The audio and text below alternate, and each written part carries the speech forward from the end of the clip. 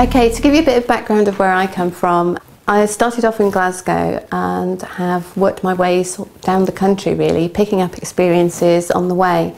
In Bradford is where I did my degree, and I met people there that really inspired me. Moving on to London, I worked at Hackney Hospital and worked a lot in the East End of London, first as a volunteer and then as a paid worker, running workshops for Hackney Hospital Mental Health. These were very interesting, and I still believe that some of the stories that those people told me that I wrote down in my sketchbooks still come out in my paintings. I'm a great one for sitting on the coast with a sketchbook and listening to people's conversations, otherwise I might be cast as being nosy. I love words, I love people's experiences.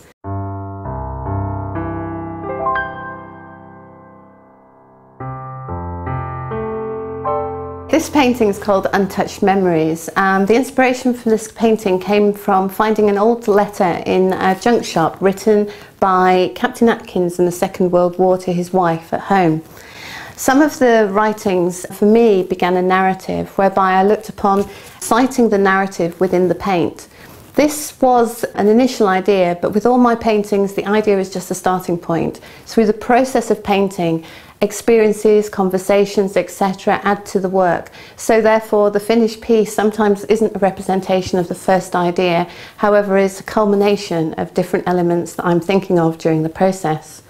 The colours in this painting are particularly important as Captain Atkins goes on about the blues that he can see in the sky and how he wants to come home to England. A lot of my paintings do actually have that sentimentality to them, an emotional attachment. Here there's a boat, again not representational, but a boat in which I believe Captain Atkins would have sailed home to his wife.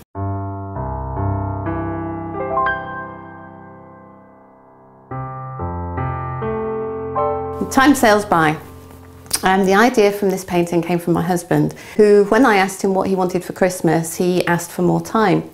I thought this was quite weird because in fact you can't package up or wrap time, but what I could do was actually paint. The image from here pulled together lots of different elements. I enjoy collecting and hoarding things like keys, clock keys, winding keys, anything that's metal and rusty is something that I really enjoy. And often these find their way into my paintings. Here you can see that there are not representational boats, but boats that are placed in there from my own imagination. Although when you look through my sketchbooks, I do lots of sketching on the seaside, on the coast, as a surfing widow. Here you can see a clock, which again goes back to time sailing by. And why does time go so fast?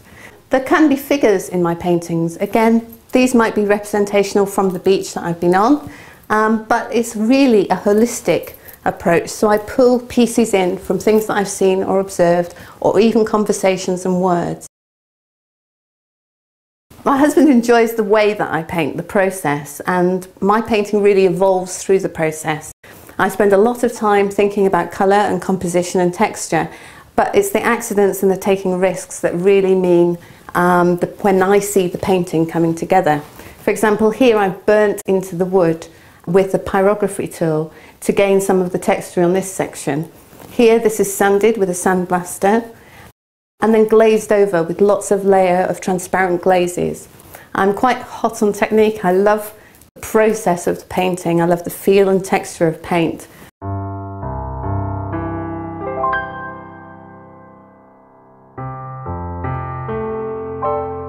I think the essence of my work is the imagination which goes into each of the layers of paint.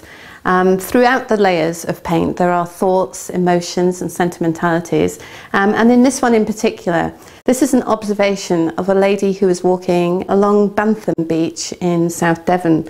She was obviously there for hours, so she wasn't there just to walk her dog, but she carried a whole lot of baggage in her head. One of my sketches tried to interpret this baggage that she was carrying, and then when I worked back in the studio, this is the painting that evolved.